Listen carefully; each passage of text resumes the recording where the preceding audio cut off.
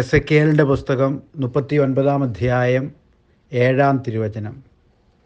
എൻ്റെ ജനമായ ഇസ്രായേലിൻ്റെ മധ്യേ എൻ്റെ പരിശുദ്ധനാമം ഞാൻ വെളിപ്പെടുത്തും. എൻ്റെ പരിശുദ്ധനാമം ഇനി ഒരിക്കലും അശുദ്ധമാക്കാൻ ഞാൻ അനുവദിക്കുകയില്ല. ഞാനാണ് ഇസ്രായേലിൻ്റെ പരിശുദ്ധനായ കർത്താവ് എന്ന് ജനതകൾ അറിയും. കാരുണ്യവാനായ കർത്താവേ, അങ്ങയുടെ പരിശുദ്ധനാമത്തിന് അർഹമായ മഹത്വവും ബഹുമാനവും നൽകുവാനുള്ള ജ്ഞാനം ഞങ്ങൾക്ക് നൽകണമേ. ആമേൻ. ദൈവം നിങ്ങളെ സമൃദ്ധമായി അനുഗ്രഹിക്കട്ടെ.